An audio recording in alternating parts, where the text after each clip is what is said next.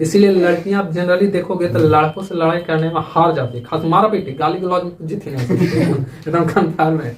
अगर आपको लड़की से लड़ना है तो फिर मारा पीटी लड़िए अगर कहीं गाली गलौज लड़ लिया तो बाबू तो पहले ही हार मान जाओ, इसमें कोई दिक्कत नहीं है। कहा कि अगर जितना गाली का आविष्कार करने वाली होती है लड़की। सुनिए, अभी तक हमने आपको पढ़ाया बल क्या है और बल के बारे में पढ़ाया, उसकी प्रकार बताया, संतुलित बल और असंतुलित बल। और आज हम लोग जो पढ़ने वाले हैं वो आपका है गति के नियम। आप गति अच्छी तरह से इससे पहले वाली चैप्टर में पढ़ चुके हैं, आप जानते हैं कि गति क्या होता है। यानी कि जब किसी वस्तु में समय के साथ साथ उसमें कोई विस्थापन हो जाए, यानी कि कोई वो परिवर्तन कर दे, तो उससे हम लोग गति कहते हैं। जैसे हम यहाँ पास खड़े हैं, समय गुजर रहा है, हम खड़े हैं, तो हम विस्थापन हमारी जो है ना, हमारे अंदर हम मतलब हम विस्थापन नहीं कर रहे हैं, तो हम रेस्ट में कहलाएंगे, यानी विराम कहलाएंगे। जब हम समय के साथ साथ आगे बढ़े या हिलते डुलते रहे तो वो फिर हमारा क्या कहलाएगा, गति, मोशन कहलाएगा। समझदारी बात। तो मोशन के नियम होता है, गति का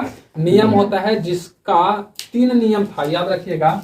गति जो है ना, इस गति का 3 नियम होता है, 3 नियम। अब तीनों के तीनों नियम जो है वो प्रतिपादित किए थे न्यूटन साहब ने। न्यूटन, याद रखिएगा, ये बहुत बड़ी साइंटिस्ट है। बहुत बड़ी साइंटिस्ट कहने का मतलब 80 फीट के, मतलब कि उनके पास नॉलेज बहुत ज्यादा था, मतलब कि बहुत ज्यादा चीजों की खोज किए थे।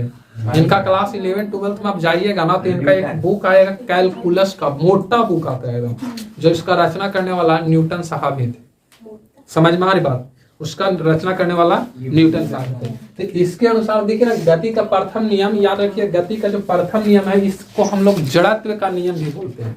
गति के प्रथम नियम को जड़त्व का नियम बोला जाता है। इसीलिए आपसे अगर कोई पूछ दे कि गति के प्रथम नियम को बताओ या जड़त्व के नियम को लिखो, तो दोनों में कोई अंतर नहीं है, there are not difference between. ठीक है, तो इसमें आप देखिएगा तो गति के प्रथम नियम को ही एक नाम से और जाना जाता है, वो क्या होता है, जड़त्व।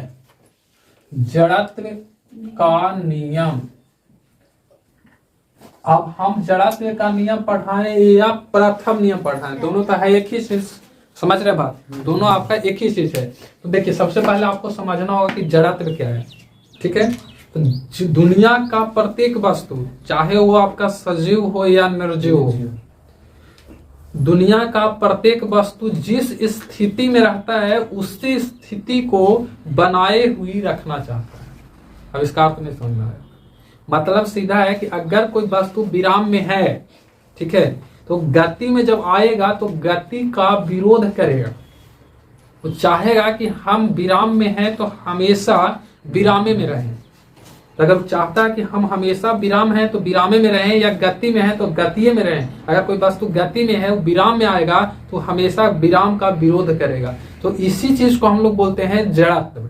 इसी चीज को क्या बोलते हैं, जड़त्व। जैसे आप मान के चलिए ना कि यहाँ पास कोई वस्तु है इस तरह, ठीक है, तो इस तरह से अगर वस्तु है और ये वस्तु आपका रेस्ट में है, रेस्ट, तो इसको आप गति में लाओगे तब ही जब इसमें आप बल लगाओगे, तो ये आपके बल का विरोध करेगा, आपके बल का विरोध करेगा। मतलब ये चाहेगा कि आप हम पे बल मत लगाइए, हम बैठे हुए हैं, बैठे ही ठीक है।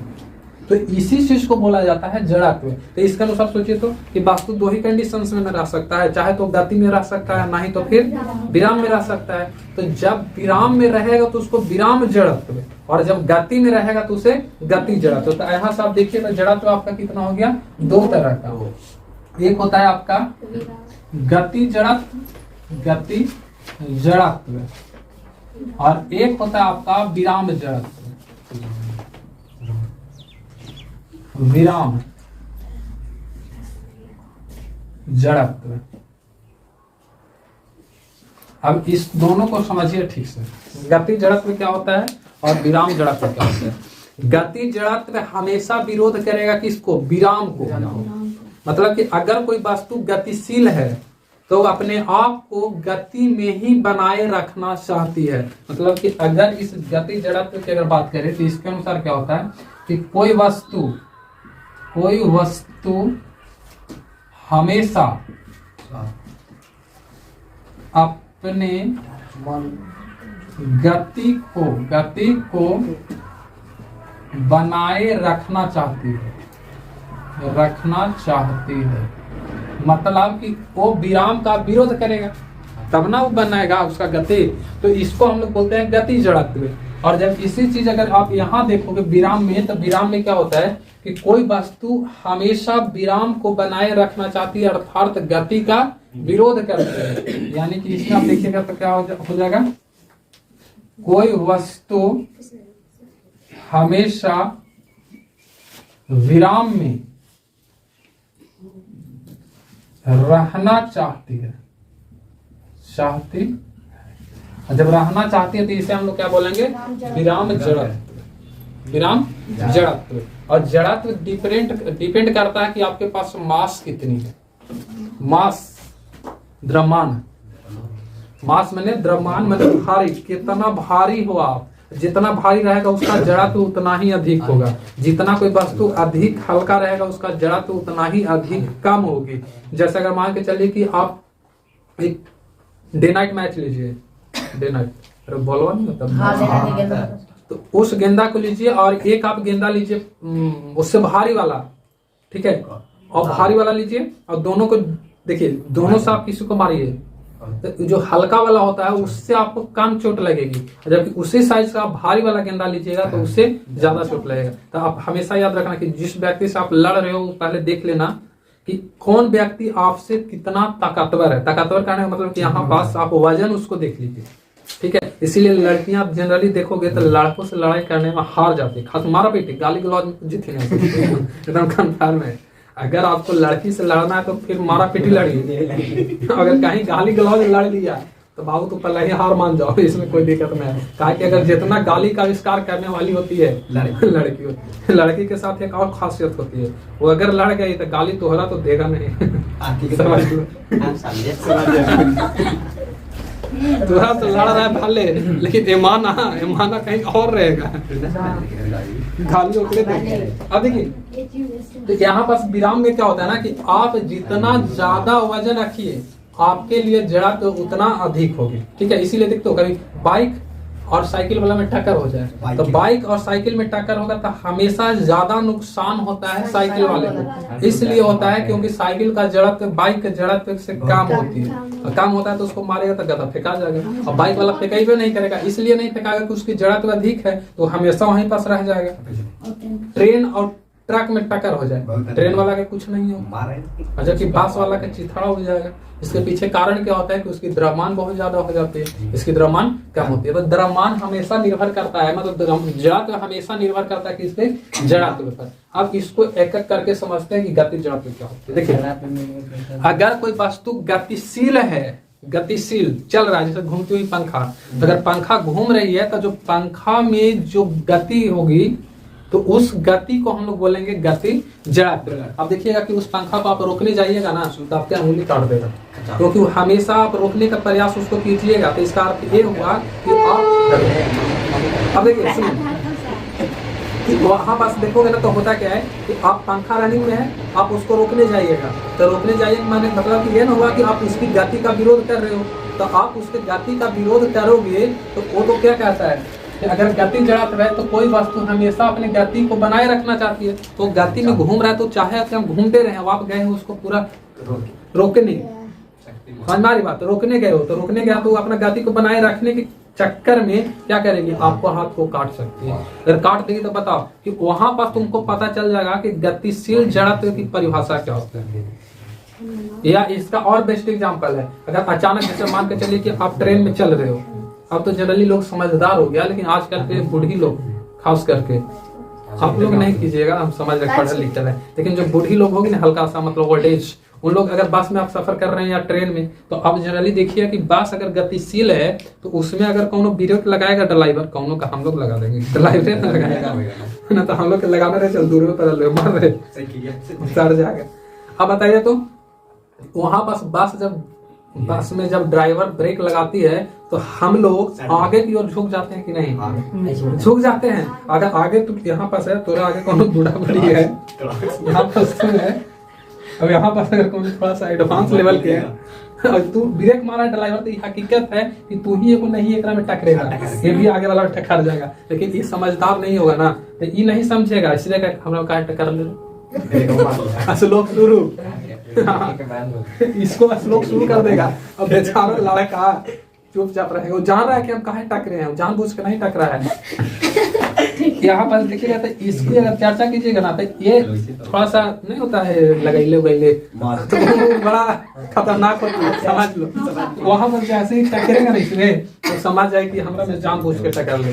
लेकिन रियलिटी है कि वो जानबूझ के नहीं टकरता है। यहाँ पर होता क्या है कि हम ऐसे खड़ा है तो हमारी बॉडी जो है क्या है, मोशन में है। तो मोशन में है तो अचानक कोनो ब्रेक लगा देगा तो हमारे बॉडी का एहसास ही नहीं होता है कि हम मतलब विराम में आ गए। तो नीचे वाला बस के संपर्क में रहता है तो विराम में चला जाता है, लेकिन ऊपरला जो रहेगा ना वो संपर्क में नहीं रहता है, तो जाकर धड़ाम सुकून लगेगा तो उसका श्लोक शुरू हो जाएगा कि हमारा जानबूझ कैसे करे। बड़ी तरह के टेंशन होता है बहुत। इसीलिए अगर आपको मिले ना तो आप कम से कम उस सब जो लिपले पोतले रहती है उस सबसे दूर रहना, उनको खतरनाक होता है, ठीक ना, इसीलिए दूर रहना। तो यहाँ पास देखिए, यहाँ पास होता क्या है कि जब यहाँ से इसका बात करोगे तो इसका नीचे पैर होगा कि ना होगा, और नीचे पैर होगा एकरो होगा, ठीक है। अब सोचो यहाँ पर देखोगे तो ये नीचे वाला हिस्सा होता क्या है ना कि नीचे बस से जाएगी तो नीचे वाला हिस्सा बस के संपर्क में होता है, ब्रेक लगेगा उसके संपर्क में, ये भी क्या हो जाएगा, रेस्ट में हो जाएगा। लेकिन एक ऊपरला हिस्सा जो है उसको एहसास भी नहीं होता है कि हम गति में है, सॉरी विराम में होंगे। तो विराम में होंगे तो इसका गति अगर आगे की ओर चल रहा है तो ये आगे की ओर झुकेगा। इसीलिए देखना कि जब भी ट्रेन में ब्रेक लगेगा, बस में ब्रेक लगता है तो व्यक्ति हमेशा आगे की ओर झुकता है। तो आगे की ओर झुकने का मतलब है कि ट्रेन या बस में ब्रेक लगा तो वहीं पास मतलब विराम गति जड़ा तो विराम में आ गया। लेकिन आपकी जो body upper parts of your body होता है वो क्या होगा, हाँ इसमें नहीं आता, विराम जड़ाते में नहीं आएगा। जब विराम जड़ाते में नहीं आएगा तब उसको कुछ देरी के बाद एहसास होता है, तब जाकर किसमें आता है, विराम जड़ाते में। तब तक तो 2-4 बस लोग सुन लेता है, वो सुन लेता है। इसी कारण होता है कि आप देखिएगा कि जब भी बाराती वाला बस पर ऊपर बक्सा लदाता है तो उसको कस दिया जाता है। अब वहां पास अगर नहीं कसेगा तो अगर कोई ड्राइवर ब्रेक लगावेगा तो ब्रेक लगाएगा तो बक्सा होकर आगे गिरेगा, लेकिन जब बस को खोलेगा तो बक्सा उसके पीछे गिरेगा। हमेशा याद रखिएगा। तो गति जड़त्व और विराम जड़त्व में अंतर यह है कि विराम जड़त्व हमेशा अपनी स्थिति यानी विराम को बनाए रखना चाहती है, और जबकि गति वाला जो जड़त्व होता है वो हमेशा चाहता है कि गति में रहे। स्कूटर पे आप बैठिए, स्कूटर में देखो बैठना है ना, इस चीज को देखना है ना, तब देखो जब मान के चलो कि 2 भाई है ना, एगो बड़का भैया होगा, एगो छोटका भैया होगा, नहीं होगा, ठीक है।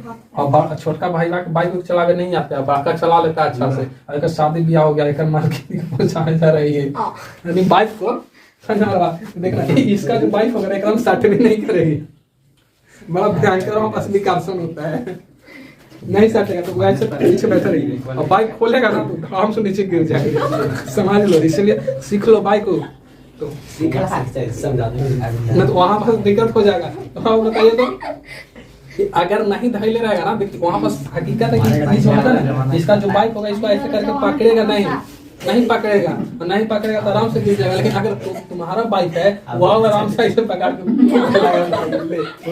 अब बताओ तो वहां पास कहीं गिरेगा, वो कहीं नहीं गिरेगा। अब इसलिए नहीं गिरेगा ना क्योंकि उसका अपर पार्ट भी उसके बॉडी से टच है और नीचे वाला तो सीट से टच है ही। अगर ड्राइवर देखोगे तो हमेशा ड्राइविंग जो करेगा ना उसका हाथ दोनों उसका हैंडल पे होता है, और रुका हुआ है वहां पर देखिए तो उसका हैंडल से संपर्क कौन होता है, उसका अपर पार्ट, और नीचे वाला पार्ट होता है जो पैर वगैरह होता है उसको सीट वेट से क्या होता है, संपर्कित रहता है। तो खोलेगा गाड़ी तो कहीं ना गिरेगा, हमेशा गिरता है कौन, जो पीछे बैठा रहेगा। जब कभी ऐसा होता है ना, चालू करेगा तो नया अगर चला तो अचानक गाड़ी बढ़ा देगा, पीछे वाला धड़ाम से नीचे गिर जाता है तो उठ के गाड़ी नहीं होता। आप बैठे कहाँ किए हैं, आप छोटी है तब चाके भरा के दहिए। अब बताइए तो वहां पर देखिएगा तो वहां पास आप देखिएगा तो ड्राइवर क्यों नहीं गिरता, इसलिए नहीं गिरता ना कि उसकी दोनों पार्ट्स जो होता है अपर और नीचे वाला दोनों हिस्सा क्या होता है उसको संपर्कित रहता है बाइक से। तो अगर बाइक अचानक गति में आता है तो वो भी अचानक गति में आ जाएगा, अगर बाइक अचानक विराम में आता है तो वो भी विराम में आ जाएगा। पिछला जो होता है वो नहीं आता है, और नहीं आता है तो गिरता है, यही वजह है। इसीलिए देखना कि ब्रेक मारेगा ना आदमी, और ब्रेक मारते समय अगर कोई गिरता है तो वो हमेशा आगे की ओर गिरेगा, और जब गाड़ी खोलते समय गिरता है तो पीछे की ओर गिरता है। अगर कौन पतला दुबला छोटी है तो बाइक लेके चल जाएगा, वो उधर गिर के रुक रे रहेगा। तो कहानी खत्म हो जाएगा। तो कहानी खत्म, तो सब खेला किसका होता है? जड़त्व। और इसी जड़त्व को हम लोग बोलते हैं गति का प्रथम नियम। समझ में आ रही बात? इसी को बोला जाता है प्रथम नियम। तो आप हमेशा अभी देखो, एक चीज बताना तुम लोग, देखते हैं कि आपके पास कितना क्षमता है सोचने की। बताना कि अगर कोई वस्तु विराम में है तो उसको गति में लाने के लिए हमें बल लगाने की आवश्यकता है कि नहीं? अरे जरूर है, कैसे नहीं होगा? नहीं होगा, समझ में आ रही बात? जरूर लगाना होगा, क्योंकि याद कीजिए कि अगर वो गति में है, सॉरी विराम में है, तो उसके अंदर में कौन सी जड़त्व होगी? विराम जड़त्व। जैसे अभी आप लोग बैठे हुए हैं, तो बताओ तो कि अगर आपको कौन उठाए या आप बिना बल लगाए उठ जाओगे? याद नहीं? हाँ, शादी ब्याह में तो उठा के ले ही जाते हैं, सबका पे बैठा नहीं देखे हो? एक पर एक नौटंकी रहता है सबके, ऐसे पूरा चखट चंदा घूम करके कर देगी। और घरों में सुहा जालो कर डोली जाए, उठा के ले चलो। लड़का लोग बेचारा को देखो, पेन लेगा, छमछम होगा, अब चालित रहेगा। देखिएगा आप, नहीं लड़का को लाया नहीं जाता, लड़का भी तिलक उलक चढ़ेगा ओकर ना, तो वो अपने से आवेगा, समझ में? तो वहां पर देखिए, तो आप उठा रहे हो ना, तो उसको आप विराम जड़त्व में से किसमें ला रहे हो? गति जड़त्व में ला रहे हो। जैसे यहाँ पर अगर मार्कर हम रख दिए हैं, तो विराम जड़त्व है, लेकिन इसको अगर हम लिखना चाहें तो बताइए कौन सी जड़त्व? गति जड़त्व। तो गति जड़त्व ऐसे ही बिना बल लगाई ले, बल नहीं लगा देंगे तो देखिएगा बेचारा रुकल रहेगा, लेकिन जैसे इसमें हम बल लगा देंगे तो यहाँ पास हमेशा याद रखना कि जो आपके गति का विरोध करता है वो आपका कहलाता है जड़त्व। वो आपका क्या कहलाता है? जड़त्व। और गति का ही नहीं विरोध करे, विराम का भी विरोध करे, वो भी आपका क्या होता है? जड़त्व। और इसका प्रतिपादन करने वाला कौन थे? न्यूटन साहब। और न्यूटन ने अभी दो नियम और पढ़ाएंगे इसका, एक आपका पढ़ाएंगे हम द्वितीय और एक तृतीय। तो इसमें द्वितीय नियम से हम सिद्ध करेंगे कि F बराबर m × a होता है। इसको आप राइट करेंगे, हेडिंग इसको बनाइए।